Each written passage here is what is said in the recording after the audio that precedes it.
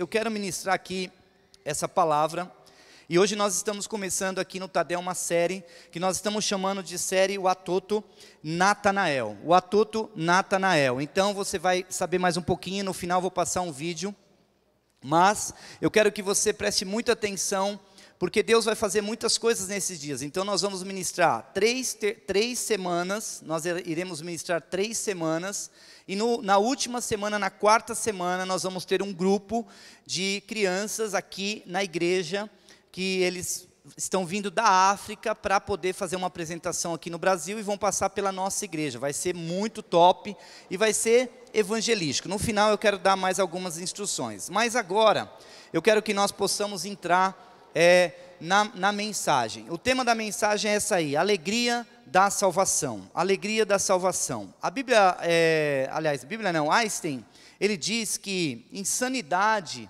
é continuar fazendo as mesmas coisas e esperar resultados diferentes. Queridos, nós já estamos aqui, eu pelo menos já na igreja há 20 e poucos anos, e eu já vi muita coisa acontecendo na igreja, já vi muita coisa, eu já vi cura, eu já vi milagres, eu já vi multiplicações de células, eu já vi gente entregando a vida para Jesus, eu já vi inúmeras conversões, eu já vi tanta coisa. Nós, na verdade, já vimos, você também já deve ter visto tantas coisas acontecendo na igreja, acontecendo no reino de Deus. E nós temos que pensar, queridos, que o reino de Deus, ele é dinâmico. O reino de Deus, ele não funciona só em torno da igreja. O reino de Deus, ele funciona num hemisfério muito maior, numa plataforma muito maior. E quando nós falamos de reino de Deus, nós estamos falando de Deus, nós estamos falando de igreja, nós estamos falando do evangelho, nós estamos falando de Jesus, nós estamos falando de tudo isso. E o reino, dentro do reino de Deus, nós encontramos a igreja local. A igreja local, não tenho dúvida, queridos, a igreja local, ela é a esperança para esse mundo. Bill Hybels, ele sempre fala, um livro Liderança Corajosa, inspiro você a ler se você quiser, é um livro muito inspirador, mas Bill Hybels fala que a igreja, ela é a esperança para esse mundo. A igreja é a esperança para esse mundo. Mas quando que nós, queridos, percebemos que a igreja é a esperança para esse mundo? Quando? Aí que entra uma dúvida. Aí que entra uma questão, porque nós muitas vezes estamos na igreja, fazemos parte do reino de Deus, servimos Jesus, vemos milagres, vemos as coisas acontecendo, mas em que momento da nossa vida que nós chegamos à conclusão que a igreja, ela é a esperança para esse mundo? Em que momento? No momento, querido, que nós olhamos para uma pessoa, no momento que nós olhamos para uma sociedade, no momento que nós olhamos para um sistema, e nós encontramos nesse sistema alguma falha. Por exemplo, no momento que nós estamos vivendo agora como país, como economia, o Brasil tem passado por uma varredura econômica na política, uma limpeza, enfim. Mas eu não tenho olhado para essa situação de outra forma, a não ver a oportunidade que a igreja local tem de fazer a diferença. De fazer a diferença, queridos. Porque muitos vão, infelizmente, já tem acontecido, muitos vão ficar desesperados, muitos vão perder os seus empregos, muitos vão querer se matar, muitos vão querer ficar loucos, muitos vão ficar endemoniados, muitos vão querer desistir, muitos vão entrar em depressão. É exatamente nesse momento que nós, como igreja, precisamos olhar para a sociedade e falar: a igreja local, ela é a resposta para você. Ela é a resposta para o seu problema, ela é a resposta para o Brasil, ela é a resposta para a sociedade. Queridos, a igreja é. Agora, quem de fato é a igreja? Quem de fato é a igreja? Nós somos a igreja, amém? Nós somos a igreja. Então a resposta não está nesse prédio, a resposta está em nós, está em mim e em você. Agora veja, para que nós possamos entender que eu como igreja sou esperança para esse mundo, Eu preciso primeiro, querido, entender qual é o meu propósito na igreja, qual é o meu propósito nessa terra. E uma das coisas que nós precisamos resgatar, queridos, é a alegria da salvação. A alegria da salvação, nós precisamos resgatar, porque eu não sei se você já teve essa experiência, mas com certeza muitos já tiveram a seguinte experiência. Por exemplo, você vai num cinema não, você vai em um parque, por exemplo, uma praia, e você fica tão alegre com essa praia, tão alegre com esse parque. O que você faz quando você encontra seus amigos? O que você faz? Você compartilha. Muito antes de encontrar os amigos, nós já compartilhamos. Pegamos o nosso celular, tiramos uma foto, postamos e demonstramos para as pessoas que nós estamos alegres, felizes por estarmos naquele lugar. Isso é muito legal, muito gostoso. Agora, a impressão que eu tenho, queridos, é que à medida que o tempo vai passando, eu não sei, eu estava conversando com a pastora Luciana agora no caminho e falando para ela que, até eu falei, será que se eu não fosse pastor, eu teria a mesma alegria de servir a Deus como eu tenho hoje? Eu perguntei para ela, eu já sabia a resposta dela, mas foi uma autoanálise. E na verdade, queridos, nós precisamos fazer essa pergunta para nós mesmos, porque uma coisa é nós ficarmos sustentando posição, outra coisa é nós entendermos que nós fomos chamados para fazer a diferença na vida das pessoas. Agora, como que eu vou fazer a diferença na vida das pessoas se eu não tenho alegria de servir a Deus? Se eu não tenho alegria de servir ao Senhor? Eu não estou dizendo, queridos, que você não tem alegria, mas nós precisamos fazer uma autoanálise. Será que nós não estamos empurrando com a barriga e querendo realmente seguir a Jesus, mas falamos está tão difícil, está um peso, está luta e tal? Porque quando entra esse sentimento em nós, a alegria vai embora. E nós não temos alegria de servir a Deus. Antes de nós oferecermos alguma coisa para as pessoas, nós precisamos olhar em nós. Eu não vou falar, olha, visita essa praia, se eu não gostei da praia. Come esse prato, se eu não gostei do prato. Então a impressão que dá é que à medida que o tempo vai passando, nós vamos perdendo um pouquinho daquilo que nós pegamos lá atrás. Por que isso acontece, queridos? A impressão que eu tenho é que a nossa agenda ela vai ficando cheia, a nossa agenda vai ficando lotada, e à medida que nós caminhamos, nós paramos para pensar hoje, por exemplo, talvez muitos de nós aqui temos uma agenda muito puxada, estamos no Tadel, glória a Deus pela sua vida, querido, parabéns, você realmente tem entendido que Deus quer te usar, glória a Deus por isso. Mas uma coisa que nós precisamos entender, que quando nós liderávamos, por exemplo, uma célula, um setor, será que a alegria que nós tínhamos não era maior do que a alegria que nós temos agora? Talvez essa é uma coisa que tem que ser colocada na balança. Sabe por quê? Porque senão, querido, eu não vou cumprir o propósito do reino de Deus. Eu não vou cumprir, cada fase da minha vida eu tenho que estar num nível diferente de alegria. Eu fico pensando as pessoas no louvor, é impressionante isso. O pessoal quer estar no louvor, mas quando entram no louvor, querem sair do louvor. Por quê? Não sei. Porque a impressão que dá é que quando eles estão fora do louvor, eles estão alegres para estarem no louvor, mas quando estão no louvor, querem sair do louvor, porque é agenda e tal. Mas quando eu tenho alegria de servir a Deus, queridos, a minha vida sabe, ela é importante, mas eu realmente olho para a minha agenda e eu começo a organizar a minha agenda de acordo com o meu chamado. É óbvio que quando eu era líder de célula, eu tinha um grupo de pessoas para atender. Agora, como pastor de uma igreja desse tamanho, mudou totalmente. Se eu não me ajustar, se eu não me adaptar, realmente eu vou ter problema. Uma outra questão que acontece conosco, que nós muitas vezes caímos, é que nós falamos assim, já estamos grandes ministerialmente, e aí nessa questão, às vezes entra um pequeno engano.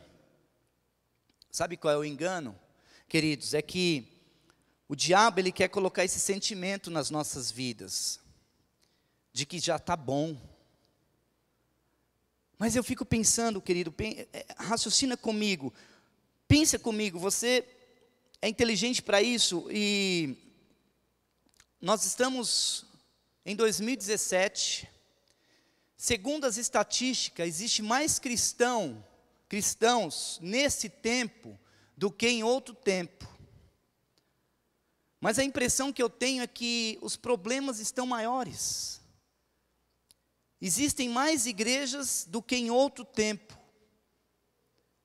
Mas será que nós, como igreja, entendendo e tendo revelação que nós somos igreja, estamos fazendo a diferença como igreja? Ou se nós estamos simplesmente sustentando uma posição, porque nós estamos carregando? E se nós estamos, muitas vezes nós estamos fora dessa alegria. Porque o que nos movimenta é alegria. O que nos leva para fazer é alegria.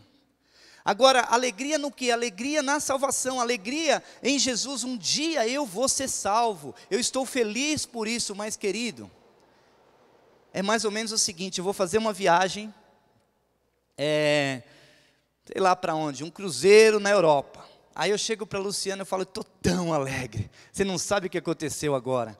Cara, acabei de comprar um cruzeiro, sério, nossa, que legal. Pois é, mas eu comprei, só eu, sozinho. Ela ia ficar alegre, sim ou não? Sim ou não? Claro que não, queridos. É a mesma coisa. Nós estamos alegres porque nós vamos ser salvos, mas olha para trás e começa a ver as pessoas que estão ficando. Mas, pastor, eu já tenho tanta gente na minha célula. Pastor, eu já sou pastor, eu já sou até pastor de rede. Eu já estou quase chegando a ser distrito, para que eu vou querer crescer mais? Eu não vou ganhar mais, vai ser mais problema, mais não sei o quê. Então, se eu ficar desse tamanho, pastor, está bom demais. Queridos, esse é o grande erro, porque o projeto de Deus para a igreja é que ela cresça, é que ela multiplique-se, é que ela avance, amém, queridos? E o projeto de Deus para você é esse, que você cresça e multiplique-se. Esse é o nosso chamado. Esse é o nosso chamado, amém? Uma outra coisa que nós caímos às vezes é acharmos que já aprendemos tudo. Eu já aprendi tudo, eu já aprendi o suficiente. Eu lembro, queridos, que quando nós éramos menores, e eu estou falando aqui comigo também, essa palavra para a minha vida também. Porque às vezes até como pastor, nós caímos num erro, podemos cair num erro. Bom, eu já prego de domingo, eu já prego de terça, eu já lidero um monte de gente, eu discipulo, eu faço um monte de reunião, eu dou comando para todo mundo. Para que eu vou agora ficar pensando nos outros? Essa pode ser a tendência de alguns pastores. Eu creio que não é a nossa tendência, nenhum pastor aqui, mas isso pode acontecer. Agora veja, uma coisa, eu lembro quando nós éramos menores, é impressionante isso, queridos, os pastores aqui vão lembrar, e quem está conosco há mais tempo sabe disso, gente, vamos para Santarém. Mas para que vocês vão em Santarém? Não, porque lá em Santarém nós vamos aprender. Nós vamos ouvir o pastor Geraldo, nós vamos ouvir o pastor Eibe, nós vamos ouvir coisas acontecendo, nós vamos aprender. Mas hoje, queridos, sabe o que eu tenho percebido? Que às vezes, graças a Deus não é o caso aqui, mas esses dias eu percebi isso numa pessoa que não é dessa igreja, um pastor de uma outra igreja. a disposição para ir ministrar é tão grande. Chama para ministrar em Santarém, o cara vai de mala e cuia. Agora, para ir lá aprender, não tem disposição.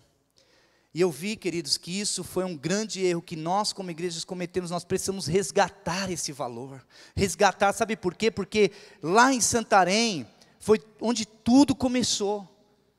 Talvez hoje nós estamos aqui, muitos de vocês estão aqui, mas não sabem do começo dessa igreja. Essa igreja aqui mesmo, nós começamos pagando o preço. Até orávamos mais do que hoje, eu acho. Orávamos mais. Conquistamos esse prédio aqui ainda em aluguel, mas eu creio, queridos, em nome de Jesus, marque minhas palavras, nós vamos comprar esse prédio em nome de Jesus. Marque minhas palavras. Só que nós conquistamos na oração. Conquistamos na oração. Mas aí, queridos, será que a gente precisa orar mesmo? Nós já temos experiência, cara, nós já chegamos a 700 células. Meu Deus, é muita experiência. Os pastores aqui são tudo experimentados, são tudo top, são top mesmo, não são top mesmo. Mas uma coisa que nós não podemos perder, queridos, é continuar aprendendo. Continuar aprendendo. Está aqui minha esposa, ela sabe o quanto eu valorizo conferência. O quanto eu valorizo ficar sentado aqui na frente. Por exemplo, às vezes eu vejo o supervisor, que ele fala, para que eu vou no Tadel? Porque também o Tadel, né, o MDA já não tem nada de novo. É tudo a mesma coisa, toda semana vai falar e tal. Para que eu vou aprender lá no Tadel? Eu já vi de tudo no MDA. Mas não viu de tudo, porque se tivesse visto de tudo, tinha sido transformado, mudado. Querido, porque o discipulado muda a vida das pessoas. E quando eu sou transformado pelo discipulado, eu quero levar essa mudança para a vida de outros. Queridos, eu não consigo conceber a ideia de ser discipulado e não discipular ninguém. Eu não consigo. Por quê? Porque, queridos, isso aí está indo totalmente na contramão do sistema. Eu recebo discipulado, eu sou alegre por estar sendo acompanhado por alguém, mas eu também quero discipular alguém. Amém, queridos? Agora, eu não sei se você concorda, mas Jesus foi um grande líder. A Bíblia diz em João 4, de 1 a 7, vamos ler lá. Diz assim, os fariseus ouviram falar que Jesus estava fazendo e batizando mais discípulos do que João, embora não fosse Jesus quem batizasse, mas os seus discípulos. Quando o Senhor ficou sabendo disso, saiu da Judeia e voltou uma vez a Galiléia. Era-lhe necessário passar por Samaria. Assim chegou a uma cidade de Samaria chamada Sicar, perto das terras que Jacó dera a seu filho José. Havia ali o poço de Jacó. Jesus, cansado da viagem, sentou-se à beira do poço. Isto lhe deu por volta do meio-dia. Nisso veio uma mulher samaritana tirar água. Disse-lhe Jesus, dê-me um pouco de água. Olha que coisa, queridos, essa história. Jesus, ele provoca um encontro com a mulher samaritana. Ele provoca um encontro. Jesus era um homem simples. Jesus era uma pessoa inteligente. Jesus era uma pessoa culta. Jesus era uma pessoa diferenciada. Era um grande líder. Mas uma coisa que Jesus tinha, que, queridos, eu confesso que às vezes eu olho para a vida de Jesus e eu fico querendo me inspirar cada vez mais em Jesus, é que ele era simples. A simplicidade. Jesus tinha algo chamado simplicidade. E por que eu estou falando de simplicidade, queridos? Porque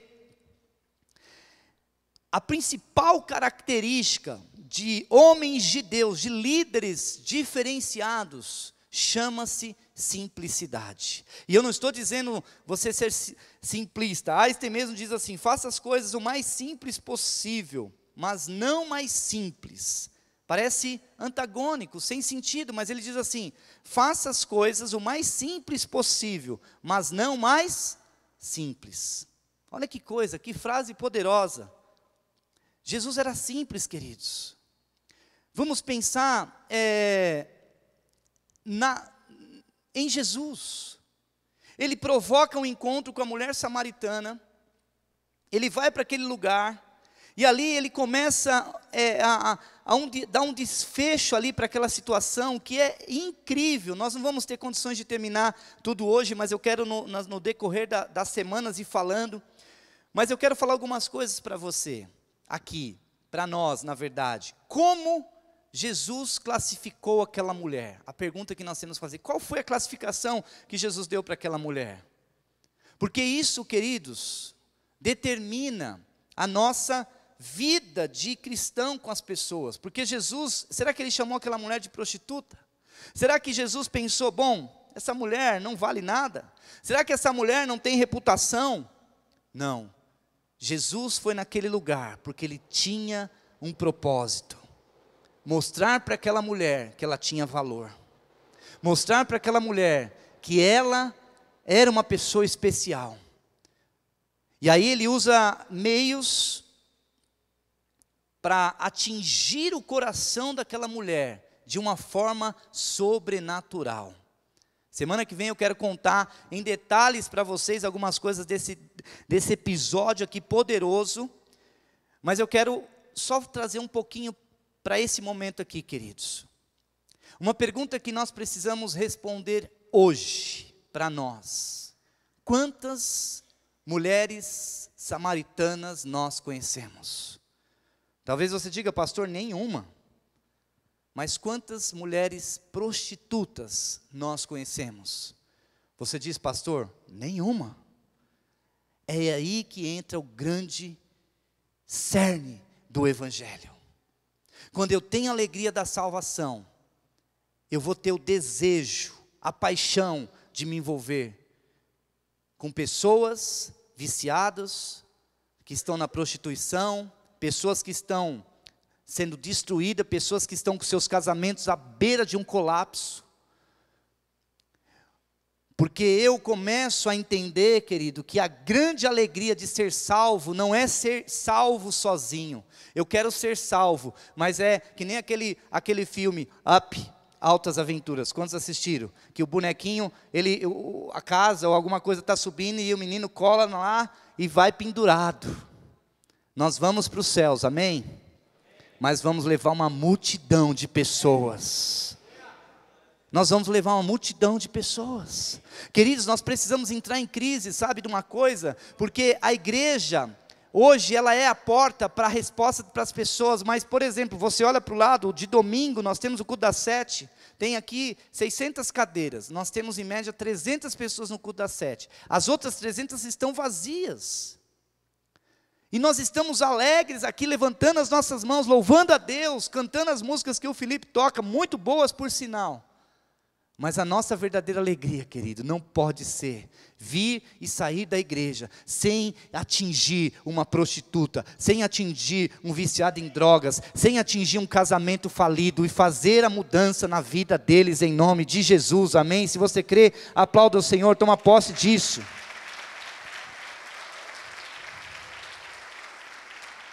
Agora, olha que incrível isso, queridos. Jesus, de uma forma simples, ele senta num poço. Ele senta no poço. Será que hoje falo eu, não vocês, mas eu, teria coragem de sentar num poço desse aí e ficar lá sentado, assim como eu vou sentar aqui agora, e começar a trocar ideia com a pessoa? Será, querido? Será que nós temos essa coragem de sentar com alguém, não num restaurante para comer uma picanha, mas talvez sentar com alguém para tomar uma água?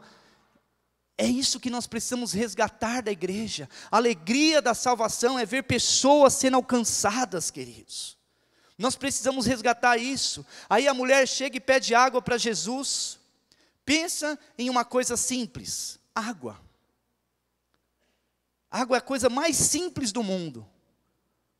Ou seja, para demonstrar que nós podemos ser simples. Mas também quando ela pede água, porque as pessoas que estão aí fora estão com sede, estão com fome, E elas estão procurando alguma coisa para sustentar ou para satisfazer o desejo pessoal delas. E eu quero dizer uma coisa para você: nós temos a resposta para as pessoas, amém, queridos? Eu e você, como igreja, nós temos as respostas. Você tem a resposta, a célula tem, o discipulado tem, amém, queridos? E a Bíblia diz que por volta do meio-dia, debaixo de sol, aquela mulher ia pegar água. O que significa isso? Significa que Jesus não estava nem aí, se era meio-dia, ou se era 3 da manhã, ou se era frio, ou se era chuva, ou se estava inverno, ou se não estava. Mas, infelizmente, nós precisamos rever, queridos, as nossas vidas como cristãos, porque Deus quer nos usar, Deus quer usar a tua vida, amém, queridos? Deus quer usar a minha vida. E aí, nós precisamos pensar, porque, por exemplo, hoje é muito comum acontecer.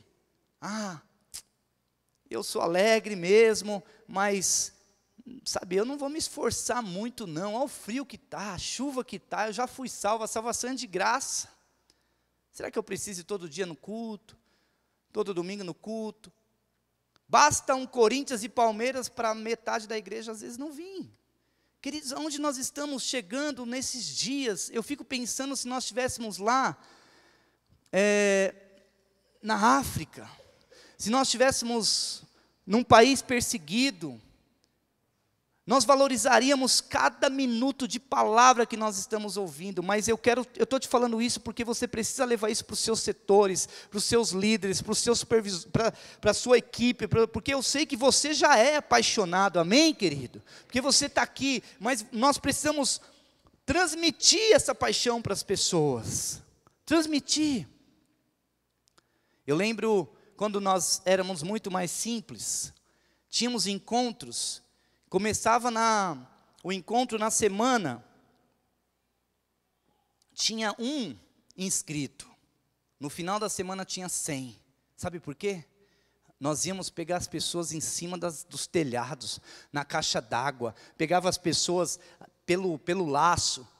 Mas hoje a igreja cresceu tanto, pastor, a gente não pode mais fazer isso aí é chato. Você acha que a gente vai lá pegar as pessoas e pôr dentro do encontro e tal? Não, a minha rede é grande, eu sou grande. Queridos, isso está errado. Está errado, nós precisamos, sabe, rasgar as nossas vestes mesmo, ir lá e resgatar as pessoas, não chegar lá no encontro, não, eu vim só para pregar no encontro aqui, eu sou estrela e tal, prego e vou embora. Não, nós precisamos voltar a essa essência, queridos. Maurílio lembra quantas pessoas nós pegávamos no laço lá e levávamos para o encontro. E Deus fazia, Deus agia, Deus mudava. Sabe, queridos, isso precisa voltar. A alegria da salvação em nós precisa contagiar pessoas, amém? Nós precisamos, sabe, queridos, você e eu, nós não podemos mais aceitar encontro com 50 pessoas, nós temos que ter fila de espera para o encontro, porque no encontro as pessoas vão ser transformadas, as pessoas vão ser mudadas, pastor de rede, supervisor de distrito, de área, todos nós aqui temos que ser inconformados, não aceita o encontro com 30 pessoas, não aceita, porque no inferno tem, aliás, no mundo aí, nas ruas, tem um monte de gente perdida, pega todo mundo, bota no carro e leva para o encontro. Pastor, quem vai pagar? Não sei. Leva, querido. O que nós precisamos é ter alegria de ser salvo, mas atingir essa massa que está indo para o inferno aí, nós precisamos ser igreja, amém, queridos? Nós precisamos resgatar isso. Esses dias eu tenho entrado em crise, porque não dá mais para a gente viver uma vidinha medíocre. Não, queridos, eu sei que Deus quer te usar, e Ele vai te usar em nome de Jesus. Para concluir aqui, olha o que diz aqui Lucas 15:7. Eu lhes digo que da mesma forma haverá mais alegria no céu por um pecador que se arrepende do que por 99 justos que não precisam se arrepender-se. Queridos, sabe o que diz aqui? Jesus está fazendo uma ilustração, mas é incrível pensar. Pensa comigo, é incrível pensar. O Deus, Ele é tão grande, Deus é tão generoso, Deus é tão poderoso, Deus é tudo. Deus, Ele faz todas as coisas, criou céu, mar e terra, Ele é dono do universo, mas a Bíblia diz que há alegria no céu, quando um pecador se converte. Sabe o que isso significa, queridos? Eu tenho certeza, E eu quero chegar lá um dia, não tão rápido, em nome de Jesus, quero que pelo menos dure mais uns 60 anos, para eu chegar lá, mas eu quero ver se Jesus não voltar, eu quero ficar pertinho de Deus assim, eu queria ver Jesus ali, Deus, não sei se eu vou poder, a Bíblia fala que Ele está numa luz inacessível, mas eu fico pensando Jesus, os anjos, cara, eu fico pensando, queridos, que deve ser, tipo, muita alegria, toda hora, alegria, alegria, alegria, alegria, todo mundo festejando, pulando, festejando, porque tem gente se convertendo, tem gente entregando a vida, tem células se multiplicando, tem rua sendo alcançada, queridos, e aquelas, e vai ser uma festa, eu quero ver essa alegria toda lá. Agora, a Bíblia diz que a alegria, Deus sendo tão grande, Ele sendo tão enorme, querido, para alcançar o perdido, Deus, em outras palavras, precisa de nós. Você já parou para pensar nisso? Não tem outra forma. Deus não pode mandar um anjo aqui na terra. Deus não pode vir aqui na terra falar, João, se converte. Não. Deus é tão grande, é tão generoso, é tão poderoso, mas a única forma de alcançar o perdido é usar a minha e a sua vida. Aleluia, você é útil para Deus, querido, toma posse disso. Deus conta com você, em nome de Jesus, amém?